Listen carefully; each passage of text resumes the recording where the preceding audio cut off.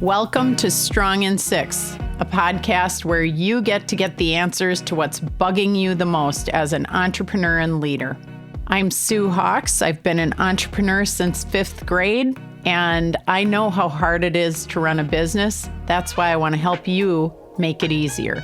Today's episode is about people, getting the right people in the right seats to free capacity so that you spend your time doing what you do best. So let's hear from our first person and get into the conversation. I am Jennifer Ruelens, broker-owner of One Focus Property Management. In my experience, when you hit a ceiling, you're behind. You're kind of underwater. You're behind on your tasks. That's one of the symptoms of having hit a ceiling. And I find that that's really a difficult time to start carving out more time for the personal development work that you need to be doing.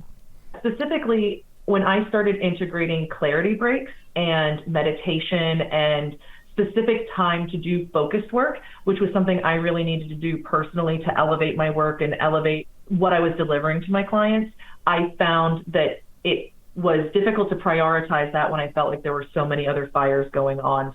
What happens when I've hit a ceiling and I don't have time to do personal development work? So if you've ever felt like Jennifer, this should be the good news because it's giving you permission to put yourself in the equation.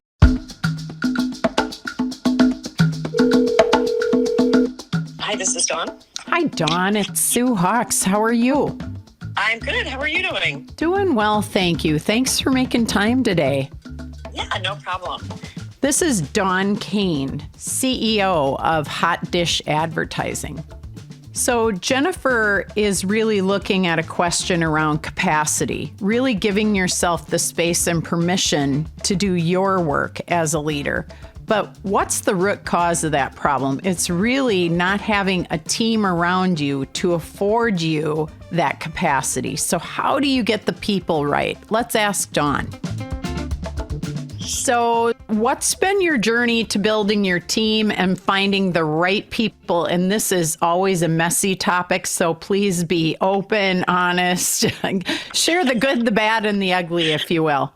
Yeah, well, I think, if I look back at the whole process with EOS, setting our core values, setting our growth goals, understanding the type of people we would need to help us get to where we wanted to be as an organization, allowed us to reevaluate some of them and determine, do we have the right people in the right seat? And if we don't, is there a place for them here or not? And where are the gaps? If this is really what we're trying to do, how the hell are we going to get there? Right? Yeah. With the way we're structured today, is it a reality or not? Mm-hmm. And then I think with the core values, it has given us a way to hire, I think, to promote and also to fire when needed. Mm-hmm. Because if you're not living the core values, you're not aligned with really the direction that the company is going and with each other, because everybody else is, right? And so I think setting that foundation was critical to having any sort of growth. And in that, did you have any struggles? You're using the people analyzer. You're starting to talk about how does this really play out versus where we are. Were there pitfalls? Were there aha moments? Yeah, I think when you've clearly defined who you are and as an organization and what you're looking for, and then you measure people up against that, you're going to find that you definitely have people that are not in the right seat and they may choose to leave on their own, or you may choose to ask them to exit the organization or to change their role. And we had all of the above. And in defining the leadership team, had brought somebody, moved them up from a more junior position, who she'd been with the agency again for a number of years, very skilled at her job. And after being in the leadership role for, I want to say it was probably about a year, we had recognized as a leadership team that she probably wasn't ready for that position. Yeah. And wasn't able to necessarily lead in the manner in which we needed her to do. But we certainly valued what she brought to the table for the clients that she managed. And I think she came to the conclusion at about the same time that she wasn't doing what she loved anymore. And she agreed and graciously moved back into her former role and is doing, fantastic and is happier. I mean, there's always that fear when you have that conversation, right? That, oh my God, we could lose a great person because, we're asking them to change their role. And while it may feel like it's a demotion, it really wasn't. It was the right thing for everybody. And again, I think it shows the maturity of this particular individual, as well as, her recognition that, she really wasn't happy in that leadership role. She wasn't doing what she loved. So it's a win, but it's challenging. What gave you guys the courage to make the changes? I think deep down, we just knew we had to do it. We had to do it for the company. We had to do it to get to that next level. We talk about being stuck or hitting that ceiling. And in order to get past that, things need to change. And so I think, shaking things up, bringing in new blood, we knew we needed to do something. Yeah. Oh my gosh. Yes. So in the wins bucket, it sounds like you guys are growing great guns.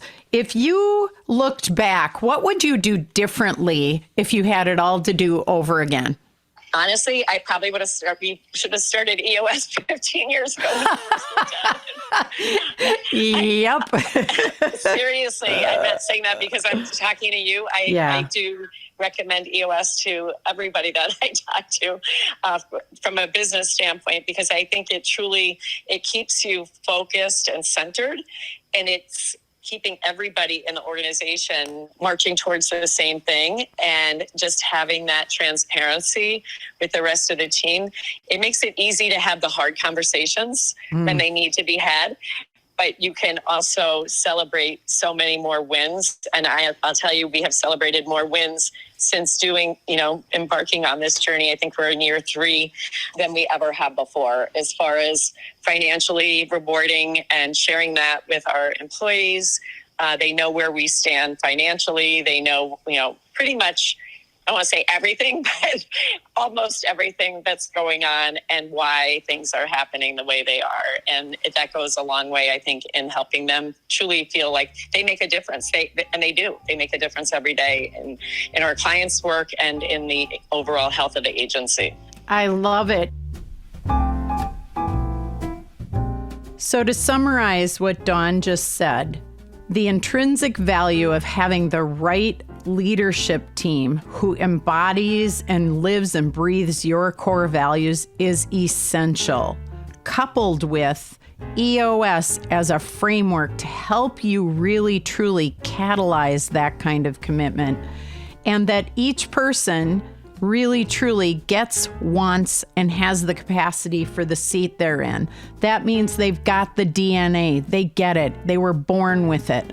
They want it. That's the desire, the excitement to wake up every day and do what they do, knowing it makes them better. And the capacity, meaning the capabilities mentally, physically, spiritually, emotionally, intellectually, to do that work and do it well.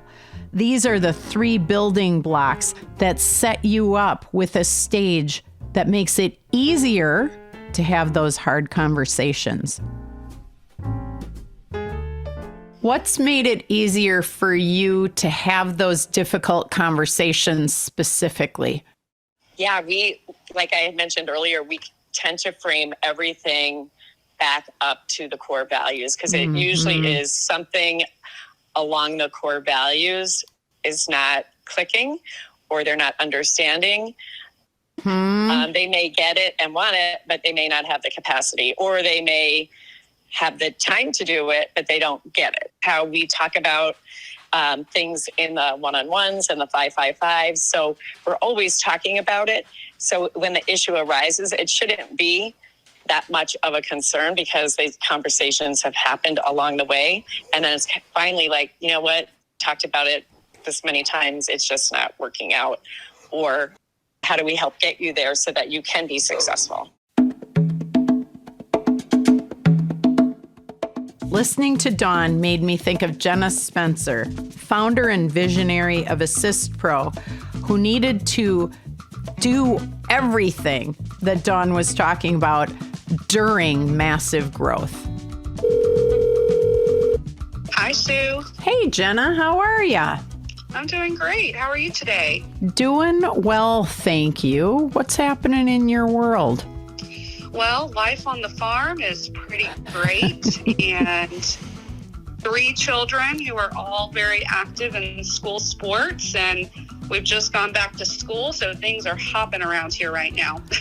Well, kudos to you. I always have thought May and August were the toughest parenting months there are, because I think, you know, it's the transitions and managing them, and some kids aren't great with that, and some parents aren't great with that, and it's a lot moving. It is. I've learned that I like August a little bit more because as a visionary, I work better with structure, but, you know, moving, because it helps my brain just stay a little more organized. So I actually have been really excited for this season because we're going back to a routine. And while summer was really great, I'm excited for the routine. Yeah, I hear you. And imposed structure is great. Yes.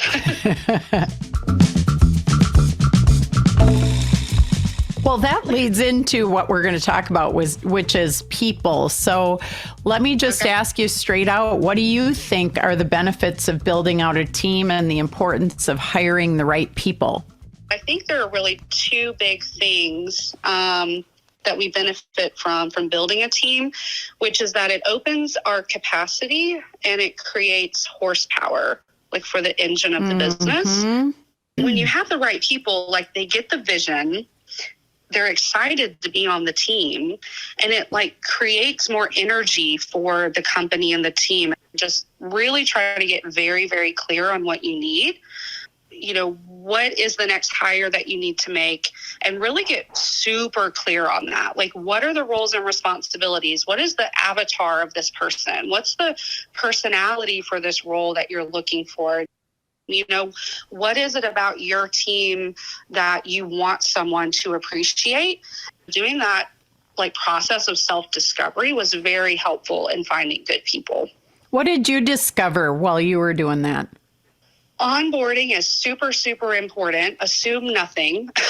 The importance of cross-departmental communication, the importance of everyone getting to know everyone on the team and not just who's in their department was so important for the team health component.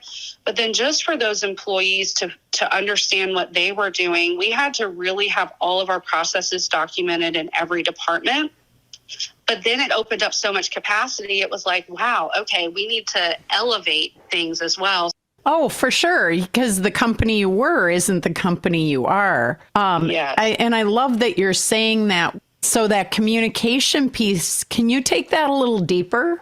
One of the biggest things we realized in communication was that sometimes we would update a process in one department and not realize how that process would then affect another department. And then we would have an issue in the other department and be well, where's this issue coming from? And then we wouldn't immediately know to trace it back to, this process changed.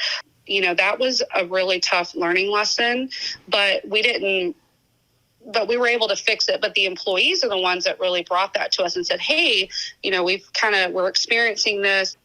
That's key. I mean, that domino effect, that's why the work's never done, you know? Yeah. It just never ends. From your side of the table, as you help people, you know, build out the capacity part externally, how has having a larger team really facilitated your growth, but also the speed and the effectiveness you have around that? It's more so thinking about what are the things that I'm not thinking about that I could delegate. There's actually certain things that I have on my list that I can delegate elements of that now because I have more of a team. So then I'm able to think even higher levels. So it's really just pushed us to be in the space of constantly elevating where before we were in this scrappy mode of everybody does a little bit of everything. And now I have time to actually go deeper on my clarity breaks. I have time to think through this more. I have time to have a collaborative, same page meeting with someone else about, how our departments work together. So really being more in that headspace on a more consistent basis than like not in the doing and more so in the thinking and planning.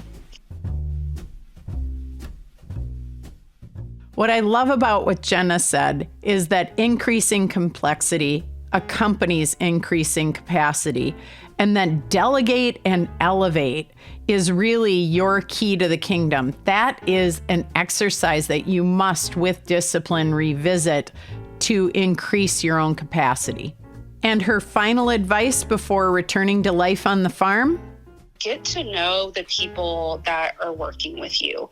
Get to know the people that you're working with. Have that real exchange of who are you and what's important to you and what's going on in your life. I think that when you're in any company, especially growing companies, which companies running on EOS are growing.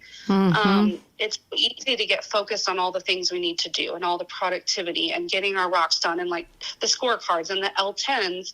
And so it's all these things. But I think what has created our great feedback from our employees of saying, I love this place and it doesn't even cross my mind to think about what else I could be doing, is because our culture happens in real time. It's not like an event that we try to make happen. And we do that through one-to-one conversations of really knowing our employees and what matters to them and getting them to interact with one another. So to summarize what we've heard, when you hit the ceiling personally, when you feel like you've hit that capacity shelf, it's normal. Your job is to respond. Personal development is incredibly important. You've got to have the space, and I like to say you got to create the space in order to have the space to create. You must, as simple as it sounds, but as complex as it gets, grow your capacity by growing your team. That is the linchpin to your success. So, thinking of myself in this situation, what I would tell you is when you're so busy, we have to refer back to that Zen proverb. I'm so busy today, I'll need to meditate twice as much. Take the space for yourself to grow your team and grow you in the process.